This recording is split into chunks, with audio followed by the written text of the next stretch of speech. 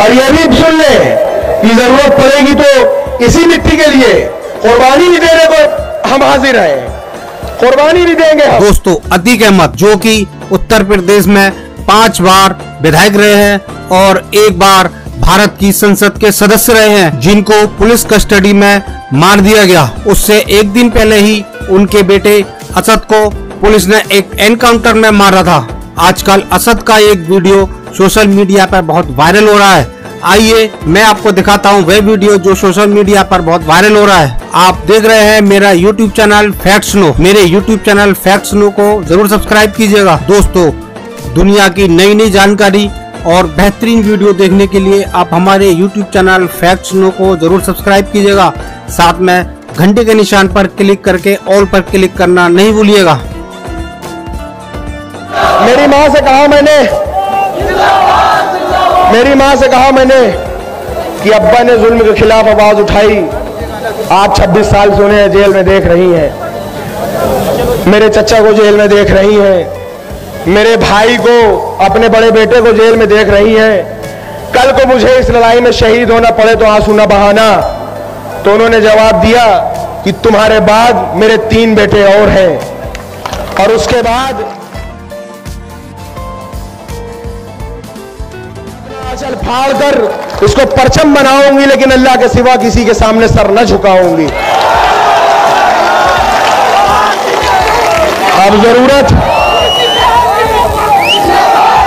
अब जरूरत हमें आपको है कि किसी की दलाली बाजारी न किया जाए, किसी का झंडा न उठाया जाए। झंडा उठाया जाए तो अपना झंडा उठाया जाए, बात की जाए तो अपनी बात की जाए, किसी और गैर की बात न की जाए। हमारे साथ अगर हक पे चलने वाले लोग हर तरीके से जुड़े, हम वो लोग हैं जो हक के लिए जान दे सकते हैं, एक पल को नहीं सोचते। हम उनमें से हैं। आज के बाद ऐसा करिए तो कोई नेता ये न कहे कि जाओ लग जाओ काम करो, नेता ये कहे कि हमारे साथ जुड़ जाइए, काम कर लीजिए। ये ताकत बनाइए अपने अंदर इकट्ठा होने की, ताकत बनाइए। बहुत बहुत गुजारिश है आपसे।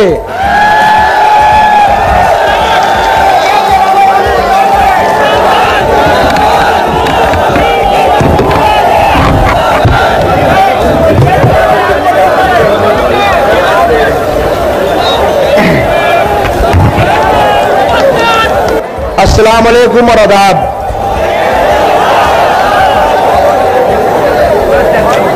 मेरे बड़ों बुजुर्गों, मुझे खुद बड़ा अजीब सा लग रहा है कि मैं आपका कल का बच्चा आकर इस मंच पर एक सियासी भाषण दे रहा हूं।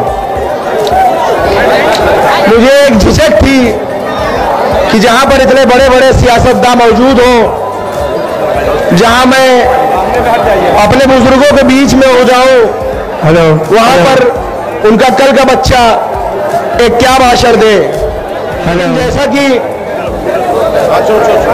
लेकिन जैसा कि मैं एक सियासी घर में पैदा हुआ और बड़ा हुआ, जो कि मैं एक तालिबे इल्म हूं, अभी एक स्टूडेंट हूं, लेकिन सियासी माहौल में रहा। और एक बात कहा जाता है कि मछली के बच्चे को कभी तैरना नहीं सिखाया जाता।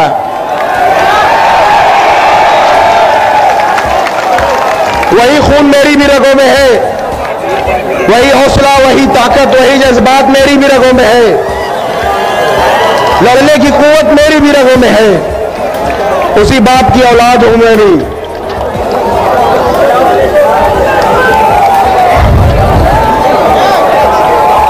मैं आज जो मैं देख रहा हूं, और से सुनिए मेरी बात, बहुत जरूरी बात है ये।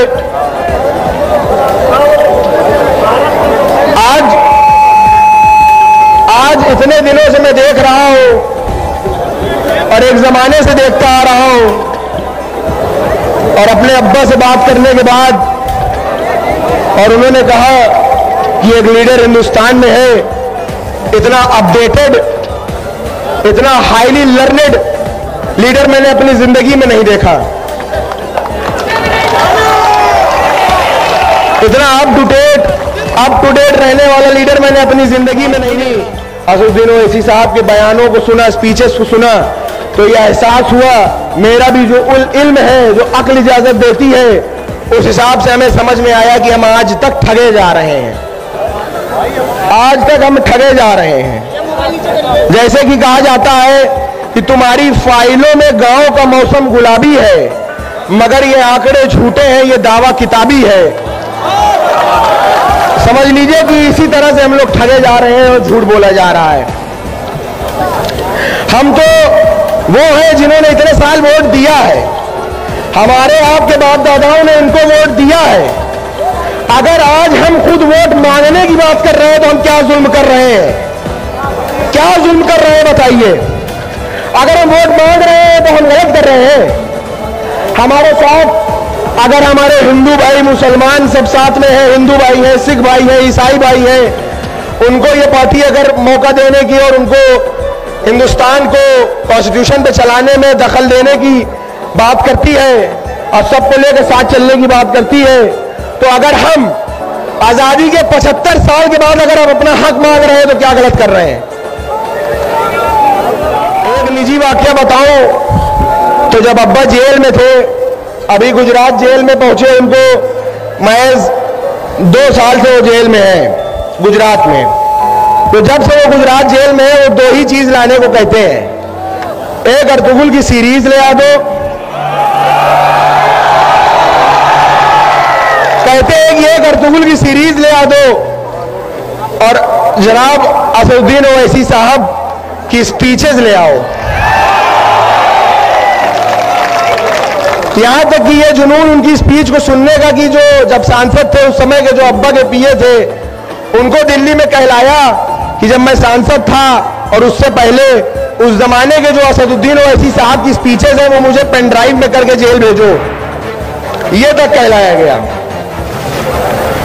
तो बहुत से लोग यहाँ उत्तर प्रदेश में और भी जगह हिंदुस्तानों में हमको कहते हैं वोट कटुआ। सुनिएगा, हमको कहते हैं वोट कटुआ।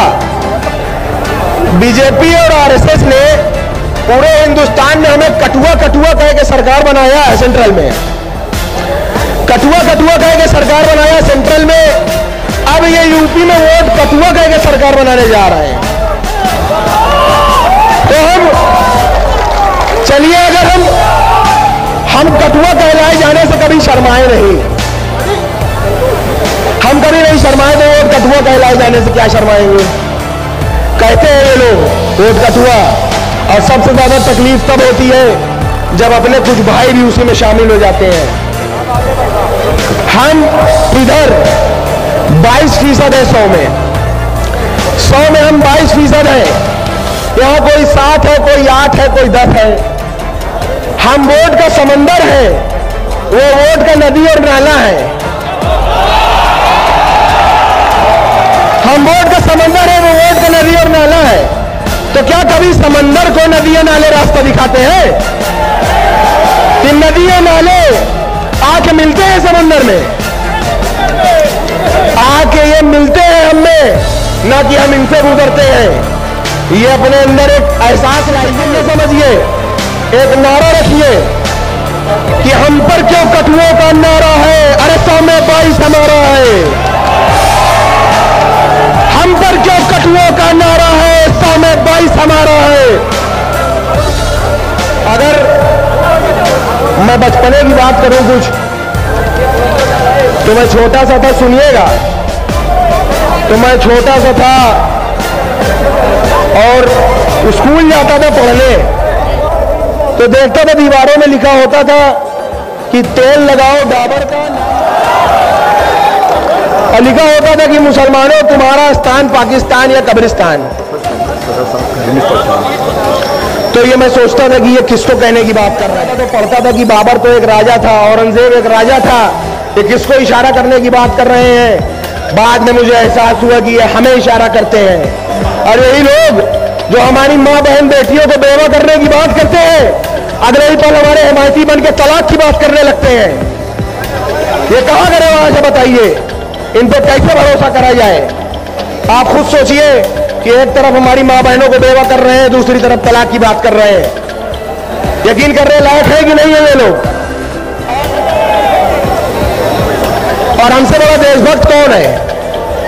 हमारे पास चॉइस थी, चाहते तो जा सकते थे। कौन है हमसे बड़ा देशभक्त? चॉइस थी, हमारे पास जा सकते थे लेकिन रुक गए, कराची चले गए। उनमें से नहीं हम रुक गए। चाहते तो चले जाते बाप दादा हमारे, लेकिन नहीं गए, रुक गए। और हमारी पुश्तें यही दफन होंगी इंशाअल्लाह इसी मिट्टी में। ये हमसे वफादारी का सबूत मांगते हैं, वफादारी का सबूत मांगते हैं।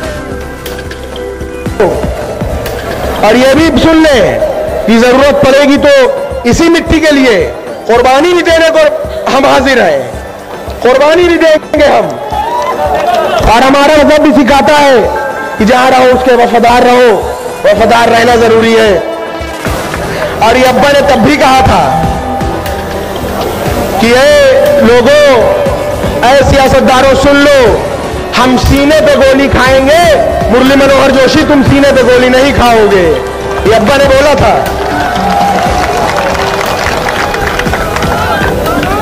सन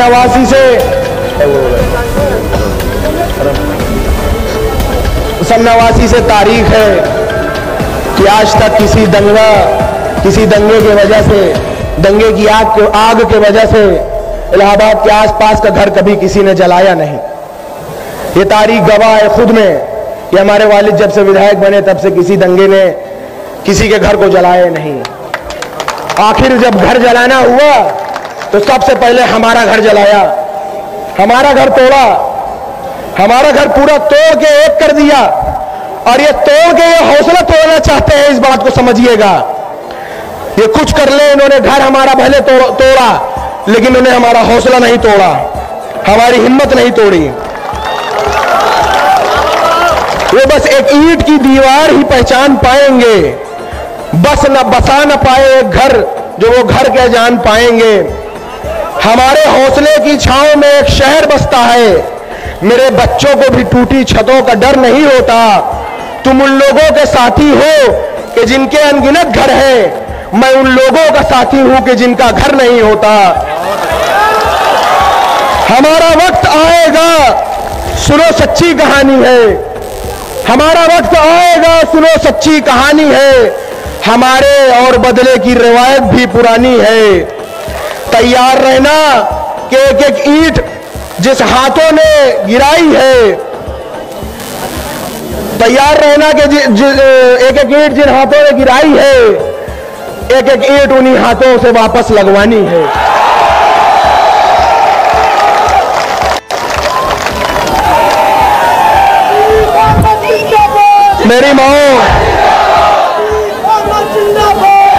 मेरी माँ से कहा मैंने, मेरी माँ से कहा मैंने कि अब्बा ने जुल्म के खिलाफ आवाज उठाई, आज 26 साल से उन्हें जेल में देख रही हैं। मेरे चचा को जेल में देख रही हैं, मेरे भाई को, अपने बड़े बेटे को जेल में देख रही हैं। कल को मुझे इस लड़ाई में शहीद होना पड़े तो आंसू न बहाना। तो उन्होंने जवाब दिया कि तुम्हारे बाद मेरे 3 बेटे और हैं, और उसके बाद मैं अपना आंचल फाड़ कर इसको परचम बनाऊंगी, लेकिन अल्लाह के सिवा किसी के सामने सर न झुकाऊंगी।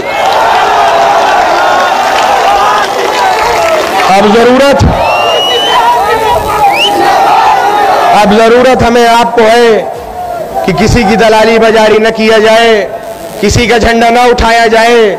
झंडा उठाया जाए तो अपना झंडा उठाया जाए, बात की जाए तो अपनी बात की जाए, किसी और गैर की बात न की जाए।